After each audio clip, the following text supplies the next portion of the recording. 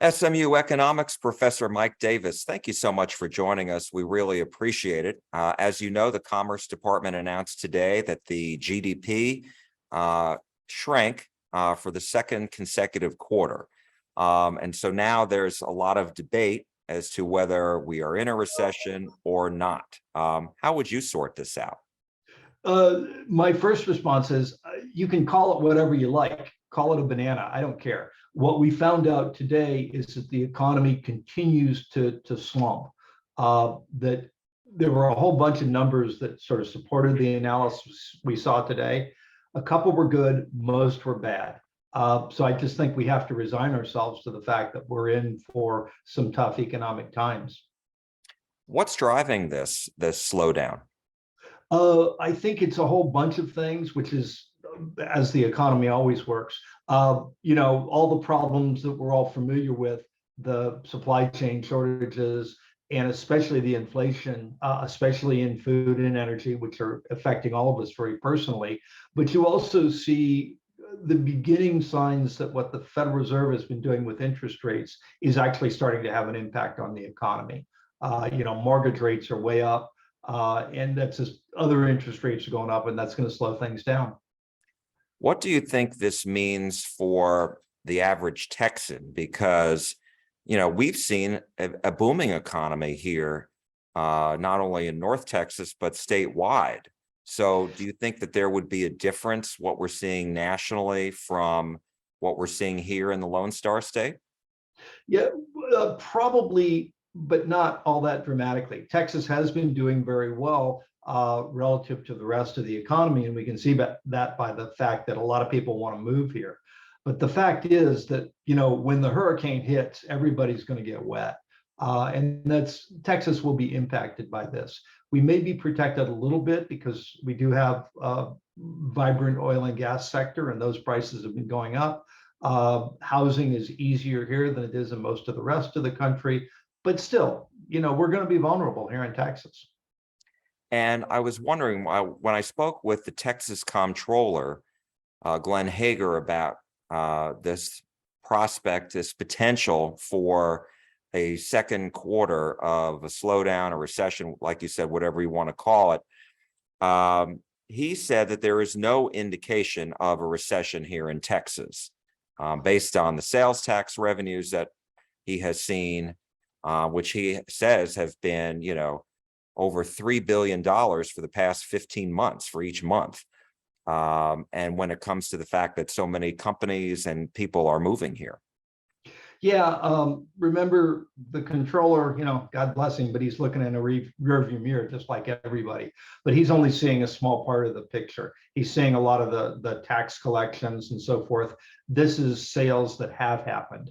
Going forward, I'm not so optimistic. And let me ask you, because I remember in the Great Recession back in 2007, 2008, Texas was last in and first out. Do you suspect that we might see a repeat of that?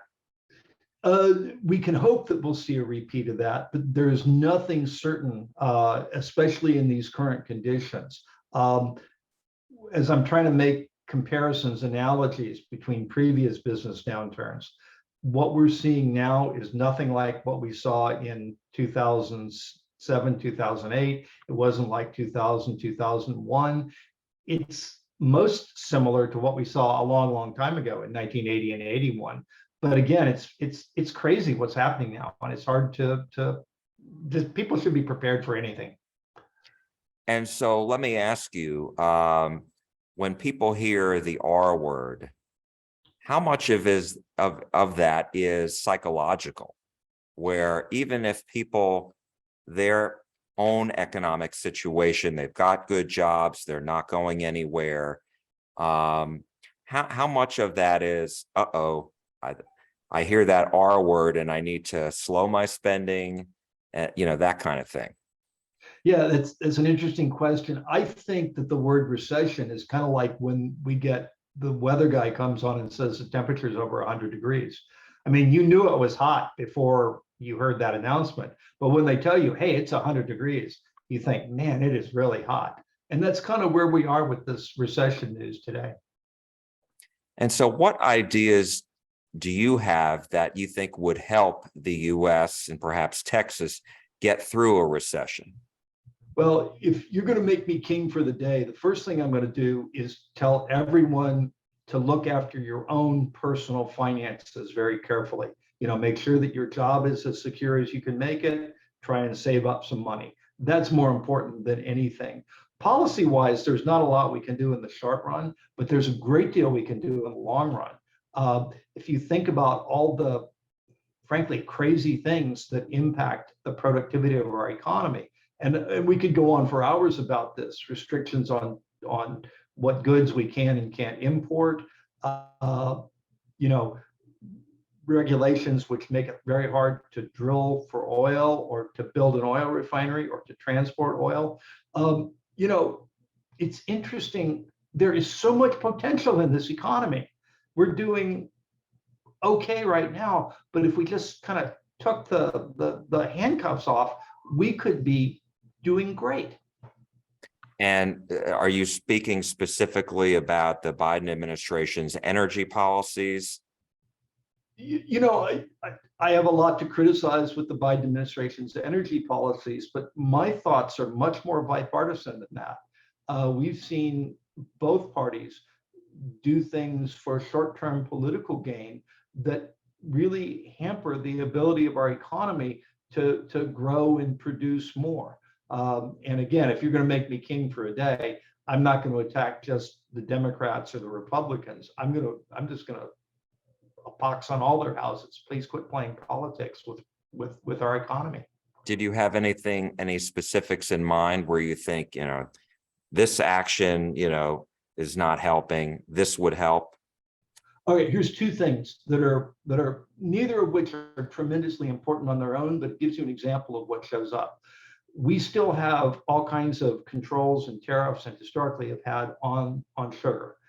It's more expensive to buy sugar in the United States than it is in many other places. If we quit catering to a handful of wealthy sugar planters, food prices would come down a little bit.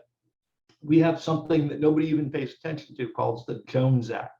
And the Jones Act makes it very, very expensive to ship ocean shipping between ports in the United States. Well, that has a huge impact on energy prices here in the United States, because an awful lot of oil could be put on tankers and gasoline put on tankers and taken to other ports where it could be very, very useful. But because it's so expensive to put oil and gasoline on ships and ship it within the United States, again, we're shooting ourselves in the foot.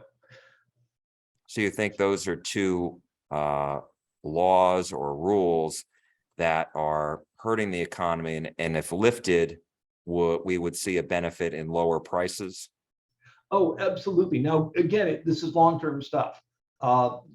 It takes time to, rearrange logistics networks. It takes time to source new suppliers of sugar.